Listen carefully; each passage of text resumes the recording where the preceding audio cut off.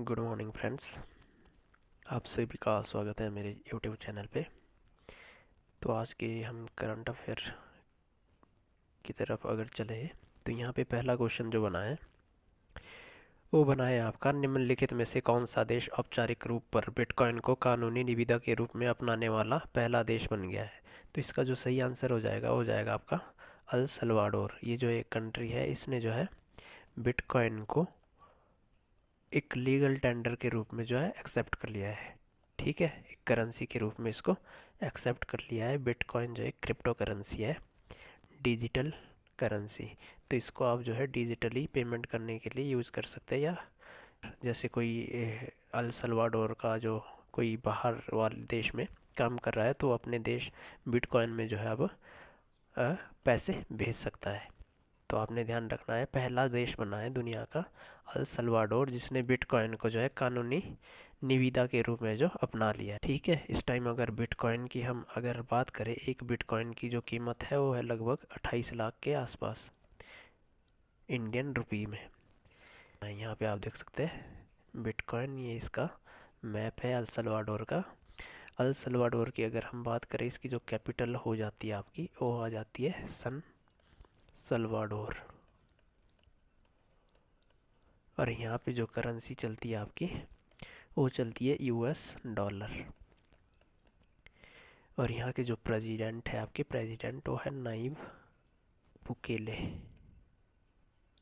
तो ये चीज़ें आपने ध्यान रखनी है, स्ट्रेटेजी पे में पूछा जाता है आपसे।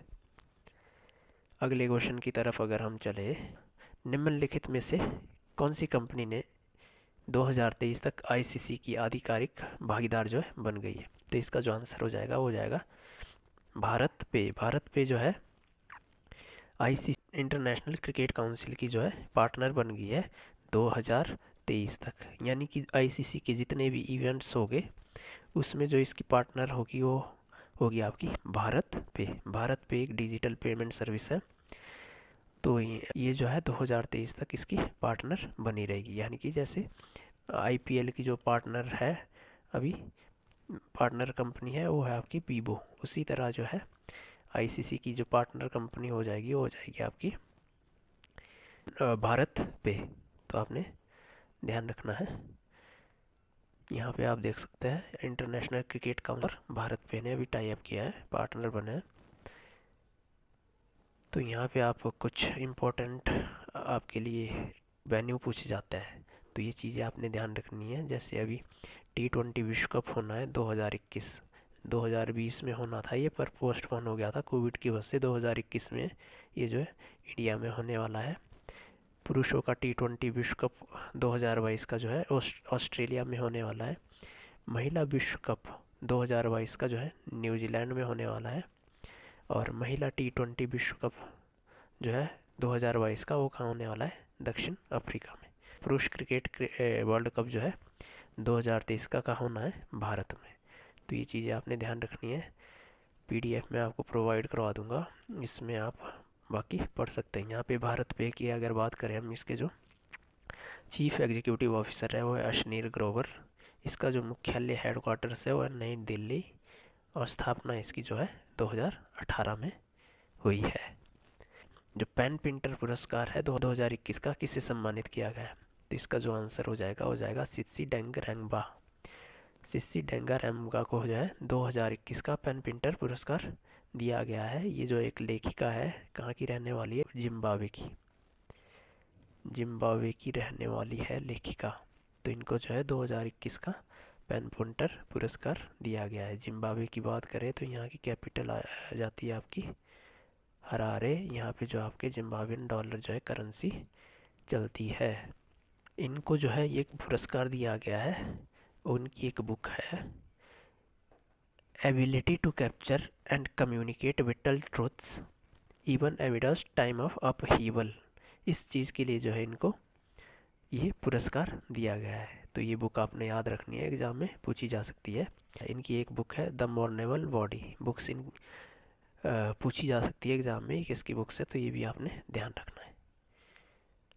निम्नलिखित में से किस सोशल मीडिया दिग्गज ने भारत के लिए स्फूर्ति प्रिया को अपना शिकायत अधिकारी नियुक्त किया है।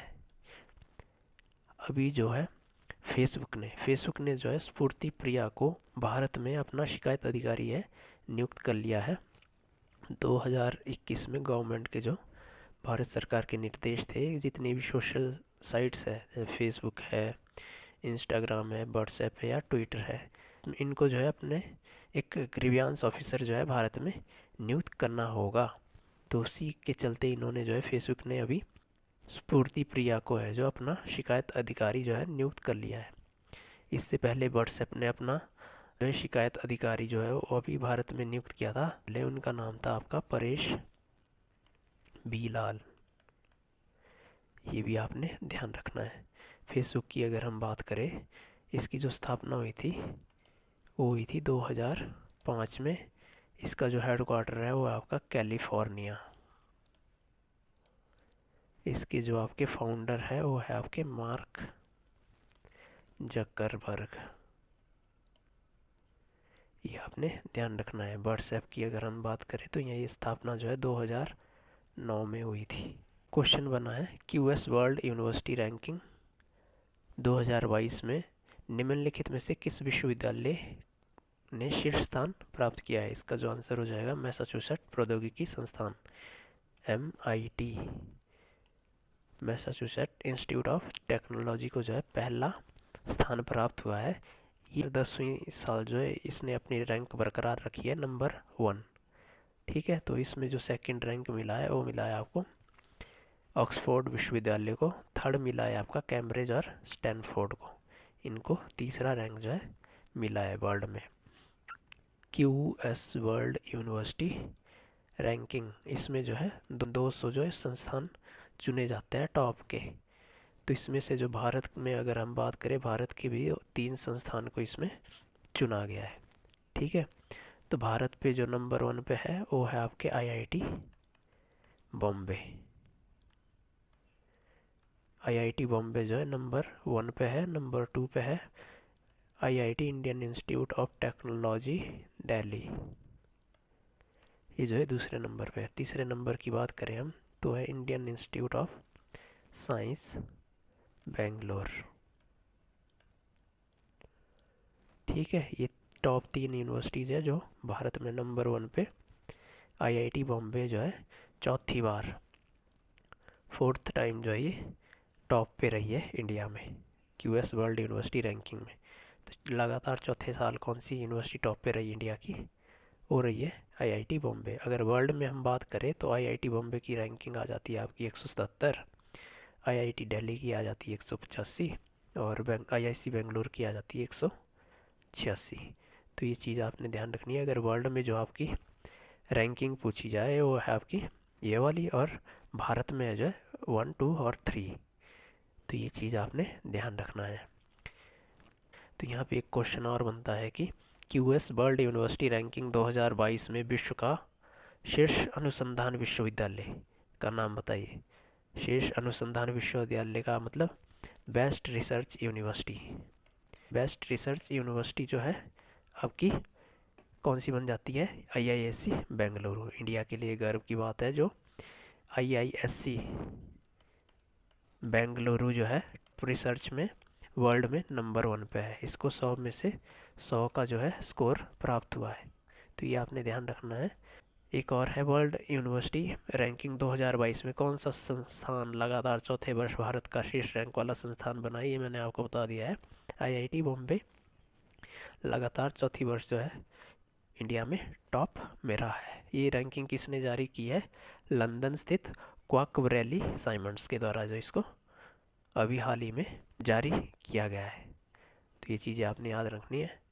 अगला क्वेश्चन जो बन जाता है आपका, क्रिकेट कोचिंग के लिए क्रिक उरू नामक एक अनुभवात्मक शिक्षण पोर्टल किसके द्वारा जो है लॉन्च किया गया है। इसका आंसर हो जाएगा वीरेंद्र सहवाग। वीरेंद्र सहवाग द्वारा जो ये पोर्टल लॉन्च किया गया है। इसमें कई खिलाड़ी है वीरेंद्र सहवाग के साथ जो अपनी क्लास के जरिए जो है युवा खिलाड़ियों को क्रिकेट खेलना सिखाया गया। यहाँ पे आप देख सकते हैं क्रिक उरू और वीरेंद्र सहवाग की फ़ोटो। तो यहाँ से आप इसको याद रख सकते हैं। ये इनकी वेबसाइट दी गई है www.cricuru.com। ये भारत की पहली AI अनेबल्ड कोचिंग वेबसाइट है, आर्टिफिशियल इंटेलिजेंस अनेबल्ड। इसमें जो आपके खिलाड़ी है AB डिविलियर्स है, ब्रैडली है, ब्रायन लारा है, Chris Gayle, Harbhajan Singh, Dwayne Bravo, Jonty Rhodes जैसे दुनिया के जो है महान क्रिकेटर रहे। ये जो है अपनी मास्टर क्लास के माध्यम से युवा खिलाड़ियों को क्रिकेट खेलना सिखाएंगे। तो ये क्रिक ओरो के नाम से जो है वीरेंद्र सहवाग ने अभी जो है ये पोर्टल जो है लॉन्च किया है। अगला क्वेश्चन जो है, निम्नलिखित में से RBI के डिप्टी गवर्नर के रूप में 2 साल का सेवा विस्तार जो है किसे दिया गया है? तो इसका जो आंसर हो जाएगा वो हो जाएगा आपका महेश कुमार जैन। महेश कुमार जैन को जो है 2 साल का सेवा विस्तार दे दिया गया है डिप्टी गवर्नर के रूप में। तो ये इनका जो कार्यकाल है वो 21 जून 2021 को जो है ख़त्म होने वाला था। अब जो है ये 22 जून 2023 तक अपने पद पर बने रहेंगे, क्योंकि इनको जो है 2 साल का जो है सेवा विस्तार दे दिया गया है। ये RBI के डिप्टी गवर्नर हैं। RBI में जो आपके गवर्नर होते हैं एक, और डिप्टी गवर्नर होते हैं आपके 4। आपके गवर्नर है जो RBI के वो है शक्तिकांत दास, और जो डिप्टी गवर्नर है 4 वो है आपके महेश कुमार जैन, माइकल पात्रा, M राजेश्वर राव और रवि शंकर। तो ये चीज़ें आपने ध्यान रखनी है। अभी बात आ रही है RBI की। RBI की अगर हम बात करें, इसकी जो स्थापना है वो हुई थी 1 अप्रैल 1935 में कोलकाता में। इसका हेड क्वार्टर है वो अभी मुंबई में प्रेजेंट में। ICC एलीट पैनल है इसमें जो है अभी ये जो है भारत और न्यूजीलैंड के बीच जो है वर्ल्ड टेस्ट चैंपियनशिप फाइनल जो है अभी खेला जाएगा। ठीक है, उसमें जो है ये रेफरी है उसमें देख रेख करेगी रेफरी के तौर पे। तो वो कौन है? इसमें जो आपका आंसर बन जाता है वो है आपके क्रिस ब्रॉड। क्रिस ब्रॉड को जो है एक मैच रेफरी के तौर पे चुना गया है।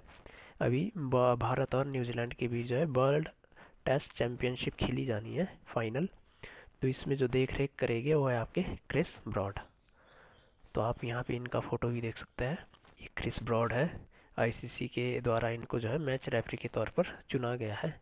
ICC की अगर हम बात करें, इंटरनेशनल क्रिकेट काउंसिल, तो इसकी जो स्थापना हुई थी 19 जून 1906 में जो है इसकी स्थापना की गई थी। और इसका जो हेड क्वार्टर है वो है आपका दुबई में। दुबई में जो है इसका हेड क्वार्टर्स है। और इसके जो चेयरमैन हैं वो है आपके ग्रेग बार्कले। और CEO की बात करें हम, वो है आपके मनु साहानी। तो ये चीज़ आपने ध्यान रखना है। क्वेश्चन है कि किस देश के साथ भारत ने अंडमान सागर में समन्वित गश्ती कॉरपेट का 3 दिवसीय 31वें संस्करण का जो है आयोजन किया है? तो इसका जो आंसर हो जाएगा वो है आपका थाईलैंड। ये जो है अंडमान सागर में अभी एक अभ्यास हुआ है कॉरपेट समन्वित गश्ती। तो ये जो है किसके साथ हुआ है? थाईलैंड के साथ। इंडियन नेवी और थाईलैंड रॉयल नेवी के बीच ये अभ्यास जो है अभी हाल ही में जो है किया गया है। तो ये कौन सा संस्करण था? 31वां संस्करण था। कहाँ पे हुआ? अंडमान सागर में। कॉर्बेट किसके बीच होता है? इंडिया और थाईलैंड नेवी के बीच। तो ये आपने ध्यान रखना है।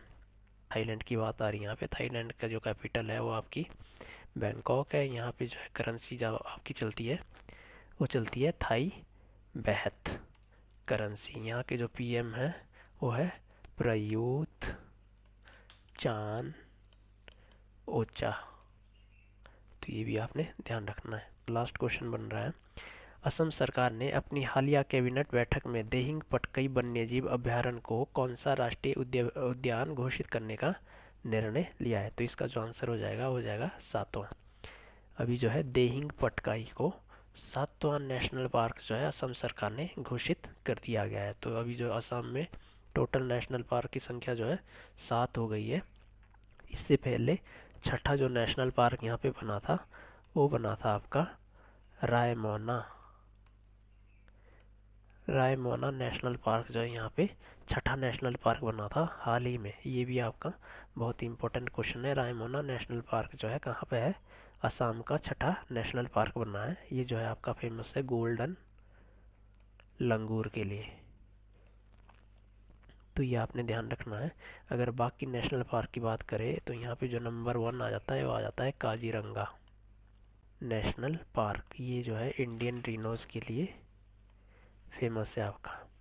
दूसरा जो आ जाता है यहाँ पे वो आ जाता है आपका मानस नेशनल पार्क। ये दोनों जो नेशनल पार्क है ये यूनेस्को वर्ल्ड हेरिटेज साइट में जो है इनको शामिल किया गया है। तो ये तीसरे की अगर हम बात करें, यहाँ पे तीसरा जो नेशनल पार्क आ जाता है यहाँ पे वो आ जाता है आपका औरंग नेशनल पार्क।